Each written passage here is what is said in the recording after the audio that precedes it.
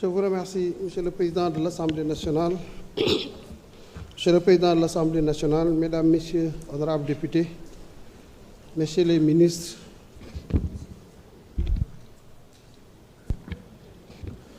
Monsieur le... Ça dépend.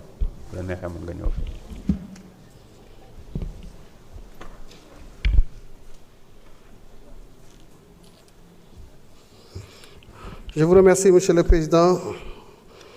Monsieur le Président, Mesdames, Messieurs les honorables députés, Messieurs les ministres, chers collègues, je voudrais magnifier l'exercice qui a été déroulé cette année par la représentation parlementaire consistant à auditionner tous les ministres dans leurs différents secteurs, à interroger les politiques publiques dans leur définition, dans leur exécution, mais aussi dans l'évaluation de cette exécution-là. Nous avons eu le privilège de prendre part à cet exercice qui a été particulièrement dense, particulièrement intense et intéressant. Pour ce qui concerne le rapport qui nous est présenté, pour l'essentiel, il revient sur les grands contours de cet exercice-là, tel que nous l'avons vécu, en tout cas à ce qui concerne le ministère de l'Économie, des Finances et du Plan. Maintenant, nous venons de le recevoir, de prendre contact avec le document, ce qui ne nous permet pas d'avoir le recul nécessaire pour apprécier effectivement sa fidélité, en tout cas la plus absolue, mais aussi sa profondeur par rapport aux orientations qu'elle définit. Donc, nous prenons acte du document et nous félicitons de l'exercice. Nous nous réservons aussi la possibilité de vous revenir avec éventuellement des commentaires et des observations sur certains de ces aspects. Je vous remercie.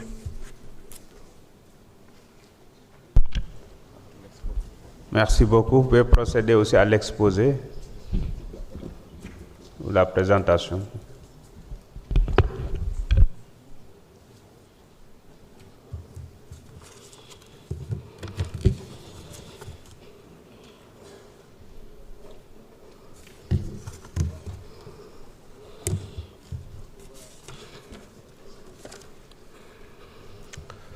Monsieur le Président de l'Assemblée nationale, Mesdames et Messieurs les honorables députés, Monsieur le ministre de la Communication, des Relations avec les institutions, porte-parole du gouvernement, Mesdames et Messieurs, il me revient une fois de plus l'honneur et le privilège d'être devant cette auguste Assemblée pour vous présenter le document de programmation budgétaire et économique pluriannuelle, communément appelé DPBEP, sur la période 2027-2029, qui sert de support à cette session consacrée au débat d'orientation budgétaire, DOB, conformément à l'article 51 de la loi organique numéro 2020-07 du 26 février 2020 relative aux lois de finances. Vous conviendrez alors avec moi, Mesdames et Messieurs les honorables députés, que le débat d'orientation budgétaire est un indicateur important de la marche de notre démocratie, permettant des échanges nécessaires entre le gouvernement que je représente ici et les représentants du peuple que vous êtes sur la situation économique et sociale du pays et plus spécifiquement sur les perspectives budgétaires à moyen terme. Ainsi, le document de programmation budgétaire et économique pluriannuelle s'inscrit dans la mise en œuvre de la vision de Monsieur le Président de la République définie à travers l'agenda national de transformation Sénégal 2050, dont les orientations stratégiques à moyen terme sont déclinées dans la stratégie nationale de développement 2025-2029 et le plan de redressement économique et social, le PRES. Ce document fixe les objectifs d'équilibre budgétaire et financier à moyen terme, donc 2027-2029, et sert de référence à l'élaboration de la loi de finances de l'année à venir, dont il définit les orientations ainsi que le niveau global des recettes attendues et des dépenses projetées, sur la base des perspectives macroéconomiques nationales et l'évolution de l'environnement économique international. Monsieur le Président de l'Assemblée nationale, Mesdames, Messieurs les honorables députés, Comme pour le précédent DPBEP, celui-ci également est placé sous le sceau du Djub Djubal Djubanti. Cette nouvelle dynamique conduite par le chef du gouvernement, M. le Premier ministre Ahmed Al-Amin Lo, sera caractérisée par un mode de gestion basé sur la transformation, l'efficience opérationnelle et les résultats. C'est ce même état d'esprit, basé sur la recherche de l'efficience et de la cohérence, qui a conduit au regroupement du ministère de l'économie, du plan et de la coopération et du ministère des Finances et du Budget en un seul département, le ministère de l'économie, des Finances et du plan, dont j'ai la charge de diriger. Permettez-moi d'ailleurs, honorables députés, de saisir l'occasion pour remercier mes deux collègues ministres, M. Bassirou Sarr et M. Alena Diop, en charge respectivement du budget et de l'économie, du plan et de la coopération, pour leur contribution précieuse à la consolidation de ce DPBEP. Monsieur le Président, Mesdames, Messieurs les honorables députés, le président DPBEP 2027-2029 est élaboré dans un contexte international particulièrement instable. En effet, le déclenchement d'un nouveau conflit au Moyen-Orient à la fin du mois de février 2026 a provoqué de fortes perturbations sur les marchés des matières premières, se traduisant notamment par une hausse marquée des prix du pétrole et du gaz naturel, une résurgence des anticipations inflationnistes et un durcissement des conditions de financement à l'échelle mondiale. En conséquence, les perspectives de croissance ont été revues à 3,1%, contre 3,3% pour l'année 2026 et à 3,2% en 2027, nettement en deçà de la dynamique de 3,4% observée sur 2024-2025 et de la moyenne historique de 3,7% sur la période 2000-2019. En Afrique subsaharienne, les effets de la crise sont variables selon les pays, avec une croissance révisée à 4,3% en 2026, soit 0,3 points de pourcentage de moins que les prévisions d'avant-guerre. Au Sénégal, la croissance économique est projetée à 3,2% en 2026, en baisse de 1,8 point de pourcentage par rapport à la loi de finances initiale. Le déficit budgétaire de l'année 2025 a été contenu à 6,4% du PIB, nettement en deçà de la cible de 7,8% fixée dans la loi de finances rectificative. Il devrait s'améliorer en 2026 malgré la crise, confirmant la crédibilité de l'effort de consolidation engagé. Pour autant, notre pays a démontré une réelle capacité d'absorption du choc grâce à des mesures d'ajustement budgétaire engagées par le gouvernement qui allient maîtrise du besoin de financement, protection des groupes vulnérables, maintien des investissements dans les secteurs sociaux et les domaines porteurs de croissance et poursuite de la mise en œuvre du plan de redressement économique et social en vue d'améliorer la mobilisation des recettes fiscales et non fiscales. Ce dogme de la rigueur budgétaire, qui est indispensable pour regagner la confiance des marchés et des bailleurs de fonds, sera maintenu afin de permettre au Sénégal de renouer avec sa performance d'antan et de relever les nombreux défis liés à l'investissement, aux enjeux sociaux, économiques et environnementaux. Monsieur le Président, Mesdames et Messieurs les honorables députés, l'atteinte de la souveraineté économique prônée à l'horizon 2050 doit nécessairement passer par une forte politique de mobilisation des ressources domestiques. À ce titre, la fiscalité figure au premier rang de la stratégie avec l'adoption d'une politique innovante et équitable en la matière, combinée à la prise de mesures d'administration fiscale efficaces et efficientes. Il s'agit d'une part de procéder à l'exploration rapide et efficace de potentielles niches fiscales et non fiscales en souffrance pour générer des ressources supplémentaires susceptibles de soutenir l'action publique, mais aussi le renforcement des recettes minières et pétrolières sera également un point fort avec la révision des conventions entamées par le gouvernement. D'autre part, la réadaptation et la modernisation de l'administration, ainsi que les réformes en cours du Code général des impôts et du Code des douanes, l'amélioration du climat des affaires, la digitalisation des procédures constituent des jalons importants pour la mobilisation des ressources nécessaires au financement du développement et à l'autonomisation des pôles territoriaux. De cet exercice, il est attendu, entre autres, une meilleure taxation des activités de l'environnement numérique mondial, une réduction des dépenses fiscales inefficaces et un renforcement de l'équité et de la solidarité fiscale. À terme, avec le nouveau dispositif fiscal et douanier, l'État pourra disposer de nouvelles marges budgétaires pour faire face aux exigences actuelles, tout en instaurant un système adapté, équitable et favorable à l'investissement étranger. Cette dynamique de transformation profonde de l'architecture fiscale et technologique, à travers la stratégie de recettes à moyen terme, que nous appelons communément la SRMT, devrait nous permettre de franchir le seuil communautaire de 20% de pression fiscale sur la période considérée. Ainsi, sur la période 2027-2029, les recettes du budget général sont projetées à 18 286 milliards, constituées de recettes internes pour 17 654 milliards 800 millions de francs CFA et des recettes externes pour 631 milliards 200 millions de francs CFA.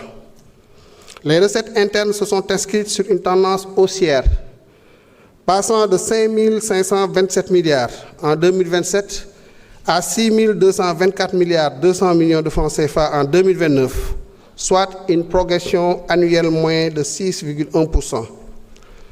Cette évolution s'explique par les ressources attendues de la mise en œuvre des réformes du Code des impôts, donc du Code général des impôts, et du Code des douanes, ainsi que de la mise en œuvre intégrale des mesures du plan de redressement économique et social.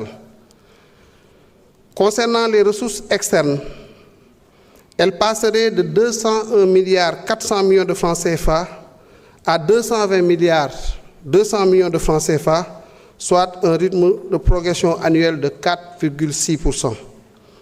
Quant aux recettes issues de l'exploitation des hydrocarbures, les projections ont été revues à la lumière des récentes perturbations notées sur le marché pétrolier.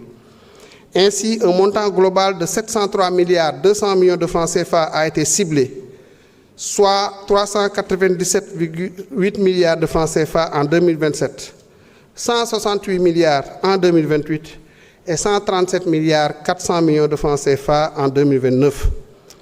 Les dépenses du budget général sont projetées globalement à 21 190 milliards 800 millions de francs CFA sur la période triennale, composée des dépenses courantes d'un montant de 13 350 milliards 600 millions de francs CFA et des dépenses d'investissement d'un montant de 7 840 milliards 200 millions de francs CFA. Elles s'inscrivent sur une tendance haussière, passant de 6 888,5 milliards de francs CFA en 2027 à 7 238 milliards 900 millions de francs CFA en 2029, soit une progression annuelle de 2,5%. Cette hausse est imputable à la fois aux dépenses courantes et aux dépenses d'investissement. Les dépenses courantes, elles, se situeraient à 4 326 milliards 300 millions de francs CFA en 2029, contre 4 485 milliards 700 millions de francs CFA en 2027, soit une baisse de 159 milliards 400 millions de francs CFA, représentant 3,6% sur la période. Les intérêts sur la dette publique seraient payés à hauteur de 1 303 milliards 900 millions de francs CFA en 2027 et de 1 061 milliards 400 millions de francs CFA en 2029, soit une baisse de 242,5 milliards. Les dépenses de personnel progresseraient de 116,4 milliards sur la période 2027-2029, passant de 1 587 milliards 700 millions de francs CFA à 1 704 milliards 100 millions de francs CFA. Cette progression prend en compte l'évolution indiciaire, l'intégration des professeurs et maîtres contractuels dans la fonction publique, ainsi que les nouveaux recrutements. Le ratio masse salariale sur recette fiscale serait en deçà du critère fixé par l'UEMOA à 35%.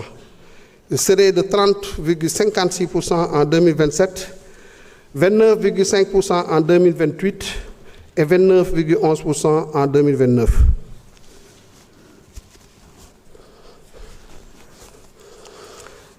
Les acquisitions de biens et services baisseraient sur la période de 8 milliards de francs CFA au moins, du fait des efforts de rationalisation des dépenses de fonctionnement de l'administration centrale. Les transferts courants, y compris les subventions à différents secteurs, ainsi que les transferts aux ménages, passeraient de 1220 milliards 300 millions de francs CFA en 2027 à 1195 milliards de francs CFA en 2029, soit une baisse de 25 milliards 300 millions de francs CFA grâce aux efforts de rationalisation des subventions et des transferts au profit des entités du secteur parapublic. S'agissant des dépenses d'investissement, elles passeraient de 2402 milliards 800 millions de francs CFA en 2027 à 2912 milliards 600 millions de francs CFA en 2029, soit une hausse de 509 milliards 700 millions de francs CFA. Cette évolution est portée à la fois par les dépenses d'investissement sur ressources internes, environ 460 milliards, plus exactement 460 milliards 400 millions de francs CFA, et celles financées sur les ressources externes, 49 milliards 300 millions de francs CFA. La hausse des dépenses d'investissement est consécutive à une orientation des ressources vers le projet à fort impact économique et social et par la rationalisation des projets peu efficients. En ce qui concerne les comptes spéciaux du Trésor, ils sont positionnés en équilibre sur la période 2027-2029 et sont globalement estimés à 941 milliards 900 millions de francs CFA, soit 353 milliards 700 millions de francs CFA en 2027, 289 milliards 900 millions de francs CFA en 2028 et 298 milliards 300 millions de francs CFA en 2029. Cette évolution est imputable d'une part à l'amélioration des recettes du Fonds national de retraite et d'autre part à l'intégration du Fonds de restructuration des entreprises en difficulté. En somme, les dépenses de fonctionnement diminueront de 159 milliards de francs CFA sur la période triennale. Cette réduction n'est pas le résultat d'une politique d'austérité qui toucherait les populations. Elle résulte d'une rationalisation et d'un meilleur ciblage des subventions, d'une rationalisation des transferts courants et d'une meilleure maîtrise de la dette publique et de la masse salariale de l'État. À l'inverse, les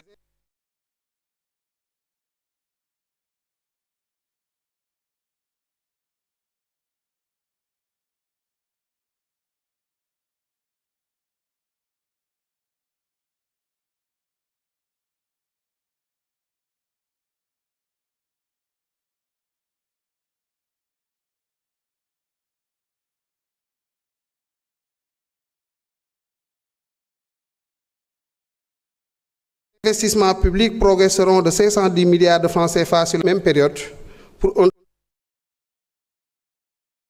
francs CFA. L'État investit donc exclusivement par les dépenses d'investissement. En effet, sur la période 2027-2029, l'État dégage un solde net de gestion qui est égal à la recette de fonctionnement sur dépenses de fonctionnement de 1760 milliards pour financer ces dépenses d'investissement. Monsieur le Président, Mesdames, Messieurs les honorables députés, la répartition du financement par axe stratégique de la SND 2025-2029 sur la période triennale donne des ressources d'un montant de 2697 milliards de francs CFA à l'axe 2, capital humain de qualité, francs CFA à l'axe 2, capital humain de qualité et équité sociale. L'axe 1, économie compétitive, reçoit un montant global de 2359,9 milliards de francs CFA. Pour l'axe 3, aménagement et développement durable, un montant de 1536 milliards 700 millions de francs CFA sera injecté sur la période triennale. Enfin, l'axe 4, relatif à la bonne gouvernance et engagement africain, aura un montant de 1246 milliards 600 millions de francs CFA. Les projections de dépenses budgétaires sur ressources internes hors dépenses de personnel sont faites en tenant compte des orientations contenues dans la stratégie d'urgence du plan de redressement économique et social SUPRES. À ce titre, la fonction affaires économiques, qui regroupe les secteurs emploi, agriculture, industrie, combustible et énergie, transport et autres affaires économiques, concentrera en moyenne 29% des dotations budgétaires sur la période 2027-2029. L'option retenue par le gouvernement consiste à promouvoir une économie davantage tournée vers la production, la transformation locale, l'exportation, le contenu local et la promotion du Made in Sénégal. Concernant la fonction enseignement, qui regroupe l'enseignement élémentaire, secondaire, supérieur et la formation professionnelle, et devrait concentrer plus de 22,3% des dépenses budgétaires sur la période considérée. Elle pourrait enregistrer une hausse de ses allocations budgétaires pour renforcer les performances du secteur dans le but de capturer les dividendes démographiques grâce à une jeunesse formée et employable. Pour une plus grande efficacité du système sanitaire, les dotations budgétaires de la fonction santé devraient être portées à environ 8,5% sur la période 2027-2029. En plus des efforts de l'État, l'appui des partenaires est attendu afin de relever davantage le plateau technique. Pour concrétiser la vision du gouvernement en matière de politique d'équité territoriale et de justice sociale, la fonction protection sociale représenterait environ 8,6% des allocations sur ressources internes sur la période considérée. S'agissant des allocations budgétaires dédiées à la gestion de l'environnement et à la biodiversité, elles devraient connaître une augmentation et avoisiner les 5% sur la période considérée. Cela permettrait à l'État de respecter les engagements pris au niveau international et de mener des actions d'atténuation des effets néfastes liés au changement climatique. Enfin, pour asseoir une paix durable, la sécurité et la stabilité sociale devraient être renforcées à travers une augmentation de l'allocation des fonctions défense et ordre et sécurité publique pour respectivement 4,8% et 3,9% sur la période triennale. Monsieur le Président, Mesdames, Messieurs, honorables députés, sur la période du DPBEP, donc 2027-2029, le besoin global de financement de l'économie est estimé à 19 689 milliards 400 millions de francs CFA, soit une moyenne annuelle de 6 563 milliards 100 millions de francs CFA. Ce besoin de financement est imputable principalement à l'amortissement de la dette qui représente 77,26%, à la couverture du déficit budgétaire avec 14,8% du besoin, ainsi que les arriérés sur ressources intérieures. Ce financement sera couvert essentiellement par la mobilisation des emprunts projets et les autres emprunts. Pour favoriser une mobilisation plus importante des ressources concessionnelles disponibles auprès des partenaires techniques et financiers classiques et améliorer la gestion de la dette, la stratégie retenue est fondée sur une gestion saine de nos finances publiques. La modalité de financement relative au contrat de partenariat public-privé que nous appelons communément PPP est fortement encouragée dans cette stratégie. Il s'agira pour le secteur privé de prendre progressivement le relais de l'État qui s'est lourdement engagé ces dernières années. La création de l'unité nationale d'appui au partenariat public-privé, UNAPPP, et la mise en place des textes encadrant les contrats de PPP constitue à cet égard une opportunité dont il faudra tirer pleinement parti. Les recettes issues de l'exploitation des hydrocarbures vont couvrir les dépenses prioritaires relevant notamment des secteurs sociaux pour une réduction significative de la pauvreté. Il s'agit entre autres du développement du secteur privé national, de l'économie informelle, du développement des petites et moyennes entreprises, petites et moyennes industries, de la couverture de la campagne agricole, de l'amélioration du pouvoir d'achat des ménages, des programmes de lutte contre la pauvreté et des interventions sociales de l'État. Concernant la gestion des ressources extérieures, le gouvernement compte intensifier les efforts pour améliorer considérablement le niveau d'absorption des fonds issus de la coopération économique et financière. Ainsi, les stratégies de coopération seront orientées vers la mobilisation des financements innovants et la diversification des sources de financement. En effet, la coopération entre le Sénégal et les pays arabes ainsi que les pays asiatiques sera davantage renforcée afin d'explorer toutes les possibilités existantes. En outre, un accent particulier sera mis sur le plaidoyer auprès des partenaires au développement pour un assouplissement des conditionnalités, une simplification des procédures de décaissement, mais aussi une utilisation plus accrue de la réglementation nationale dans tous ses aspects. Par ailleurs, les priorités sectorielles seront recentrées et en conséquence proposées à la restructuration à travers plusieurs projets en cours d'exécution. Cette nouvelle vision de la coopération va s'accompagner d'une plus grande efficacité dans le suivi de l'exécution des projets et programmes, afin que les contraintes majeures notées, notamment dans leur mise en œuvre, soient levées de manière pérenne et inclusive, avec une implication de toutes les parties prenantes. Les informations financières sur les investissements publics. Le ministère de l'Économie a engagé cette année une réforme phare consistant à retracer les dépenses sur ressources extérieures dans le système d'information dédié aux finances publiques, à savoir le SUS-Budget.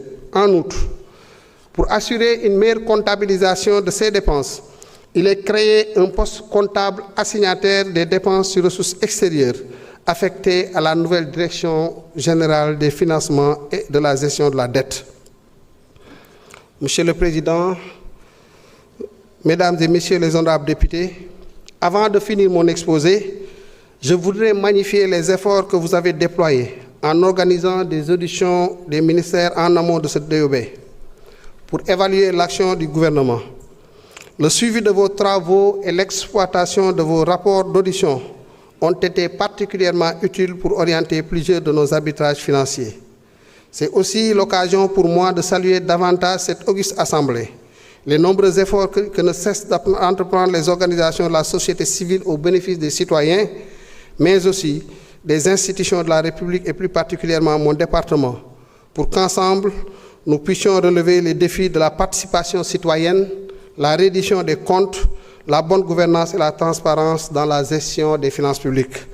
Enfin, sans prétendre être exhaustif, permettez-moi de conclure sur une note d'espoir, celle que le document de programmation budgétaire économique pluriannuel 2027-2029 ne soit pas un simple exercice de projection chiffrée. Il est l'expression de la vision stratégique du gouvernement, de son Excellence, Monsieur le Président de la République, mise en œuvre par Monsieur le Premier ministre, pour inscrire le Sénégal sur une trajectoire de transformation économique durable, de consolidation fiscale responsable et d'investissement prioritaire dans le capital humain. Il est le premier exercice triennal d'un Sénégal devenu producteur d'hydrocarbures, appelé à concilier simultanément l'assainissement de ses finances, le financement de sa transformation et la protection de ses citoyens face aux chocs extérieurs. La trajectoire est exigeante mais crédible. Exigeante car les objectifs sont ambitieux et le contexte reste marqué par la volatilité des cours du pétrole, la persistance des tensions géopolitiques, les aléas climatiques et la fragilité de certaines sociétés publiques qui constituent autant de facteurs susceptibles de l'affecter. Mais le gouvernement assume une lecture lucide des risques et des menaces et répond par des mesures de mitigation explicites. Réforme structurelle du secteur énergétique, provision des risques budgétaires, stratégie de gestion active de la dette, privilégiant les financements à moyen et long terme et dispositifs d'audit et de relance des entreprises publiques en difficulté. Crédible, la trajectoire est effectivement crédible car adossée à des recettes en forte croissance, à une hiérarchisation claire des investissements et à un ensemble cohérent de réformes structurantes. Sa réussite scellera la capacité du pays à faire face et à faire de sa richesse nouvelle non pas une rente éphémère, mais le socle d'une prospérité partagée et durable. Monsieur le Président, Mesdames, Messieurs les honorables députés, telle est l'économie du document de programmation budgétaire et économique 2027-2029, sur lequel vous êtes invités à vous prononcer. Il a été élaboré conformément aux exigences du dispositif légal en la matière et en parfaite cohérence de la République, son Excellence M. Bassirou Diomaye Diakhar Faye, à travers l'agenda national de transformation Vision Sénégal 2050.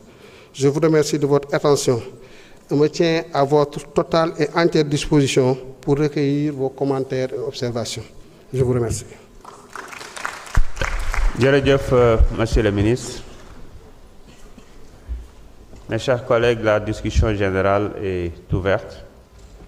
Je voudrais juste rappeler qu'en application des articles 5, 22 et 77 de notre règlement intérieur, les présidents de groupe et le représentant des non-inscrits proposent ce qui suit. Pastef les Patriotes 200 minutes, Takku Wallu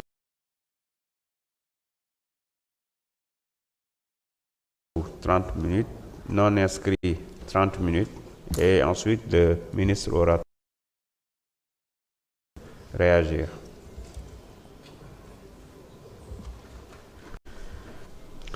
Je rappelle que sur la base du code de conduite défini par les représentants des non-inscrits, il n'est pas prévu de deuxième tour de parole. Voici la liste des orateurs. Mamadou Lamine Diaïté, 4 minutes.